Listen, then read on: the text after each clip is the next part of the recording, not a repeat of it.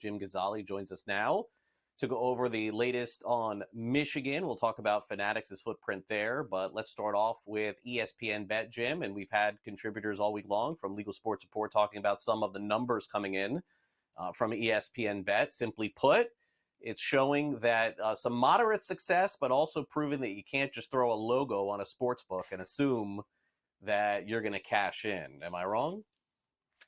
No, you're absolutely right, Craig. And I think the executives at Penn Interactive, Penn Entertainment are realizing that now, as we've seen over the last couple of months, just in various markets, the amount of handle that they're generating in relation to a lot of their other competitors. And coming out this week, we got to look at the revenue and handle figures in Pennsylvania for May. And what stuck out to me, and not surprisingly really, is that the amount of promotional dollars that ESPN Bet offered its Pennsylvania customers reached its lowest point since ESPN Bet took over for Barstool Sportsbook back in November. And it's not terribly surprising, Craig, as we see each year around this time in the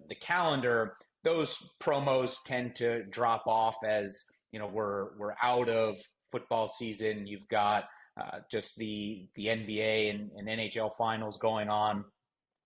Baseball is really the main thing on the menu. So those promo dollars do typically tend to fall off.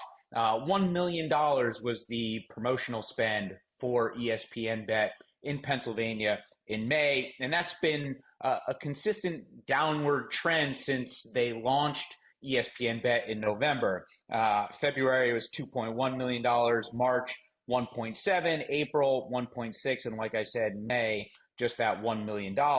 When they launched back in mid-November, it was nearly $15 million that they offered up. And Penn CEO Jay Snowden said that he was even surprised, talking about it on a national level, just at how much of a response there was to the new ESPN Bet offering. And they did not anticipate giving out as many promotional and sign-up bonuses as they did. The interesting thing to me, though, since that November total through May, $31.2 million in promotional spending for Penn in Pennsylvania. And in return, they've generated $30.1 million in revenue. So that promotional spend outweighing what they've made back in winnings off of players, obviously before being able to deduct that for tax purposes in Pennsylvania. But just an interesting nugget there to wrap up Pennsylvania in May, Craig. All right. Thanks very much for that update. Let's move on now to Fanatics and talk about their foothold in Michigan.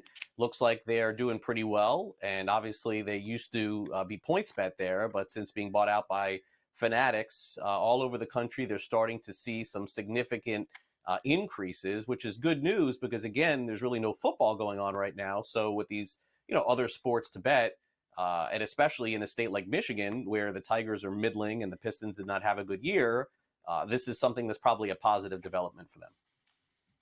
Yeah, I thought it was pretty positive and quite interesting, too, to see just they've had a steady run over the last couple of months. Like you said, Craig, Fanatics took over that PointsBet license in Michigan towards the end of February. So let's just say for argument's sake that they were operating as PointsBet in February. They had 2.3% of market-wide handle in February, and that's just increased and stayed steady since they made that switch in March. March, 4%, April, a little bit less, 3.6%, but in May, 4.1% of overall handle in Michigan for Fanatics. So, overall a positive trend to see that brand kind of elevate them a little bit in terms of generating a consistent amount of handle. They had a little bit more than $14 million in overall handle did Fanatics in Michigan for May, and they were able to generate $1.8 million in revenue. So obviously there are some some other major players that we all know about in that market. And just like in most every other market, FanDuel and DraftKings seem to have a bit of a stranglehold on Michigan, though I do think with that brick and mortar casino in Detroit with the MGM brand, BetMGM does tend to do quite well in Michigan, all things considered. But certainly to your earlier point, Craig, Fanatics and the ability to take over for PointsBet and have a steady run over these last couple of months there in Michigan, I think is a positive sign as we get through the summer, and we'll see what they're able to do with a full start to college and NFL betting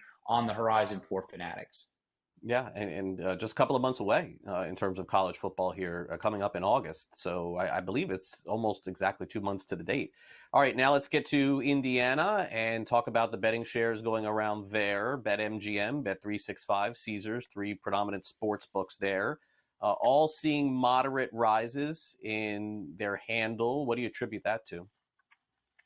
Yeah, and the increases aren't much, Craig, to be honest with you. But what was interesting to me was just that they were able to not only grow their share of handle within the market, but they were also able to increase their overall handle from April to May, which we don't typically see. You know, like we were talking about with the promo dollars in Pennsylvania tending to drop off this time of year because there's just not as much to bet on.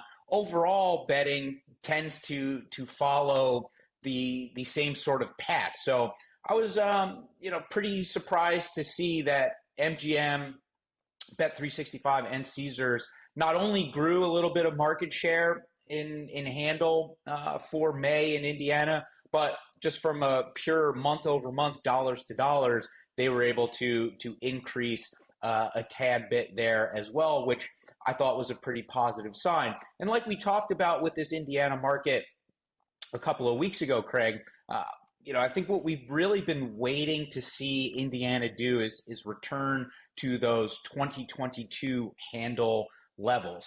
23, they had the increased competition from Ohio to start the year, and then with Kentucky coming online towards the end of September last year, just a couple of differing market factors created a little bit of volatility in Indiana, but they were able to kind of shrug that off and show some year-over-year growth to start the year. But within these last 2 months, we've seen those handle figures overall in the market really return to those 2022 levels, which I think is a pretty positive sign for them. So $361.6 million overall bet in May in Indiana, which is pretty significant when you look at those 2022 numbers, which were in that $280 to $290 million range. So overall, I think positive signs for Indiana, given the increased competition from Ohio and Kentucky that they faced last year, but returning to those levels 2 years ago, I think is a pretty positive sign for that market overall. Yeah, sure. And look, no college basketball going on right now, of course, for those folks in Indiana. Indiana Pacers had a nice run. That's part of it as well. People interested in sports. But needless to say, we'll see how they do in football season as well. Jim, thanks again for weighing in and appreciate you coming on. We'll catch up with you next week. All right. Thank you, Craig.